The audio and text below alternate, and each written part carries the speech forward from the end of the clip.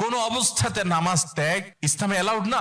আপনি লক্ষ্য করুন, নামাজ আপনি দাঁড়িয়ে পড়তে পারছেন না, ইসলাম বলে বসে পড়ো। বসে পড়তে পারছেন না, আল্লাহ বলেন শুয়ে পড়ো। শুয়ে শুয়ে আপনি হাত পা নাড়াতে পারছেন না, ইসলাম আপনাকে নির্দেশ করছে মনে মনে তুমি নামাজ আদায় করো। আপনাকে ওযু করে নামাজ পড়তে হবে, ওযু করতে পারছেন না, ইসলাম বলে তুমি তায়াম্মুম করো। আপনি তায়াম্মুম করতে যদি অপারগ হন, তায়াম্মুমের ব্যবস্থা নাই, ওযুর ব্যবস্থা নাই, তাহলে যে অবস্থা আছেন সে অবস্থা আপনাকে নামাজ আদায় করতে হবে। নামাজের জন্য সতর ঢাকা ফরজ, কিন্তু এমন কোন পরিস্থিতিতে আছেন, আল্লাহ মাফ করুক, আপনার সতর ঢাকার ব্যবস্থা নেই, তাহলে ওই অবস্থায় আপনাকে নামাজ আদায় করতে হবে।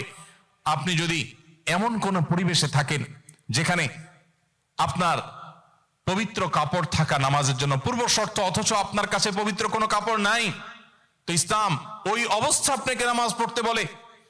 কেবলার দিকে ফিরে নামাজ পড়া ফরজ, কিন্তু কেবলা কোন দিকে আপনি জানেন না, জানার কোনো উপায় নাই, কাউকে জিজ্ঞেস করেও জানার ব্যবস্থা নাই, আপনার কম্পাসেরও সার্ভিস আপনার কাছে নাই, কোনোভাবে কেবলানের উপর আপনি করতে পারছেন না। এই রকম পরিস্থিতিতে অনুমান করে এই দিকে কেবলা হতে পারে ধারণা করে সেই দিকে ফিরে নামাজ পড়তে হবে, তারপর আপনাকে নামাজ আদায় করতে হবে। উজু করে সালাত আদায় করতে হয়, পানি নেই, তায়াম্মুম করে সালাত আদায় করবেন। মাটি নেই, বিনা উজুতে বিনা তায়াম্মুমে সালাত আদায় করবেন। কেবলার দিকে মুখ করে সালাত আদায় করতে হয়, কেবলা বোঝা যায় না, কেবলা ছাড়াই সালাত আদায় করবেন। দাঁড়িয়ে সালাত আদায় করতে হয়, দাঁড়িয়ে থাকা যায় না, বসে থেকে সালাত আদায় করবেন, বসে থাকা যায় না, শুয়ে থেকে সালাত আদায় করবেন। পরিষ্কার কাপড় পরে সালাত আদায় করতে হয়, পরিষ্কার কাপড় নেই, যেই কাপড়ে পেশাব পায়খানা লেগে আছে এই কাপড় পরেই সালাত আদায় করবেন।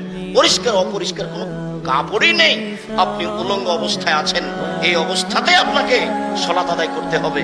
সালাত এক আশ্চর্য ইবাদত, যতক্ষণ পর্যন্ত বিবেক আছে, জ্ঞান আছে, ততক্ষণ পর্যন্ত যে অবস্থাতে আছেন না কেন আপনাকে সালাত আদায় করতেই হবে, আপনি বাধ্য।